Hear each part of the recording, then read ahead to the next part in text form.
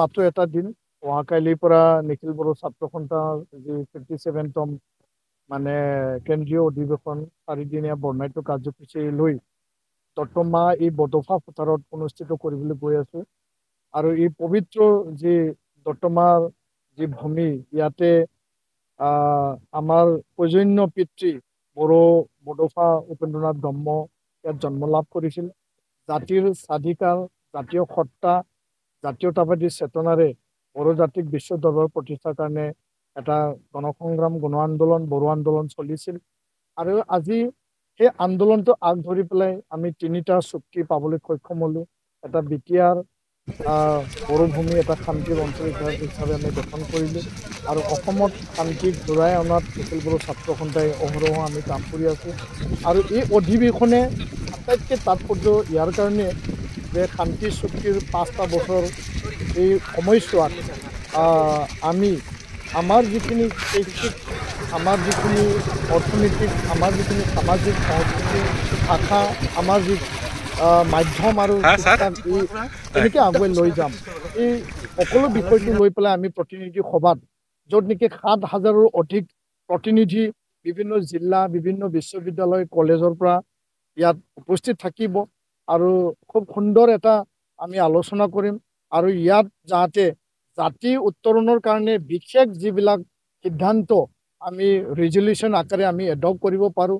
আৰু এই চাৰিদিনীয়া বৰ্ণাঢ্য কাৰ্যসূচীত আমি খুব আশাৰে বাট চাই আছোঁ যে যি ধৰণে আমি 7,000 প্ৰতিনিধিক আমি আমাৰ ৰিচিপশ্যন কমিটিয়ে আমন্ত্ৰণ মানে তেওঁলোকে ইয়াত যিখিনি ব্যৱস্থা কৰিব লাগে সেইখিনি কৰিব। তাৰ বাদেও 14 তাৰিখে আমাৰ কেন্দ্ৰীয় শিক্ষামন্ত্ৰী ডাঙৰীয়াক আমি আমন্ত্ৰণ জনাইছোঁ।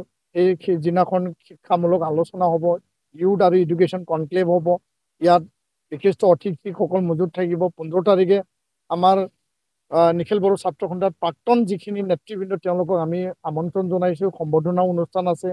আৰু পিছবেলা আমাৰ 50টাৰো অধিক অসমৰ আৰু বড়োলেণ্ডৰ জাতীয় দল সংগঠন তেওঁলোকে উপস্থিত থাকিব। আমাৰ যি মিলনৰ ভূমি, আমি শান্তিৰে কেনেকৈ আগবাঢ়ি যাম, সেই গোটেই মানে আমি প্ৰক্ৰিয়াটো আমি খুব সুন্দৰকৈ মানে ঠিক কৰি লৈছোঁ। আৰু 16 তাৰিখ আমাৰ কাৰণে এটা বিশেষ দিন আৰু বিশেষ এটা আয়োজনেৰে প্ৰায় 2 লক্ষ মানে বড়ো আৰু আন আন জাতি জনগোষ্ঠীৰ সমাগমেৰে ভাৰতৰ মাননীয় গৃহমন্ত্ৰী অমিত শ্বাহ ডাঙৰীয়াক আমি ইয়াত আমন্ত্ৰণ জনাইছোঁ। তেওঁ মুখ্য অতিথি হিচাপে মুকলি সভাত উপস্থিত থাকিব। আৰু শান্তি চুক্তি আগুৱাই নিয়াৰ ক্ষেত্ৰত, শান্তি স্থাপনৰ পিছত বড়োলেণ্ড এই বড়ো ভূমিক আমি কেনেকৈ আগুৱাই লৈ যাম, বিভিন্ন জাতি জনগোষ্ঠীৰ যিখিনি অধিকাৰ, তেওঁলোকৰ আকাংক্ষা আমি কেনেকৈ মানে সম্ভাৱনাপূৰ্ণভাৱে আমি সমাধানৰ ক্ষেত্ৰত আগবাঢ়ি লৈ যাম। আৰু এই গোটেই এই অধিৱেশন 16 তাৰিখৰ এই মুকলি সভাত আমাৰ অসমৰ মাননীয় মুখ্যমন্ত্ৰী ডক্টৰ হিমন্ত বিশ্ব শৰ্মা ডাঙৰীয়াও উপস্থিত থাকিব, বিটিআৰ প্ৰধান প্ৰমোদ বড়ো ডাঙৰীয়াও উপস্থিত। আমাৰ যি চাৰিদিনীয়া এই বৰ্ণাঢ্য কাৰ্যসূচী জাতিৰ স্বাৰ্থত, জাতিৰ হকে আৰু জাতিক আগুৱাই নিয়াৰ ক্ষেত্ৰত এটা মানে ছিগনিফিকেণ্ট এটা অধিৱেশন হওক। আৰু এই 57 অধিৱেশনখন আমি উপেন ব্ৰহ্ম বডোফাক আমি উৎসৰ্গা কৰিছোঁ।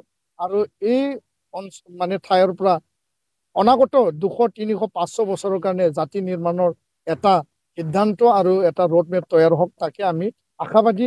আৰু 16 তাৰিখত গৃহমন্ত্ৰী আৰু মুখ্যমন্ত্ৰীক আমি আগমনক লৈ খুব বড়োলেণ্ডবাসী ৰাইজে খুব আগ্ৰহেৰে চাইছে। সকলোৱে দলে বলে যোগদান কৰিব, জাতি ধৰ্ম নিৰ্বিশেষে সকলোৱে আহিব।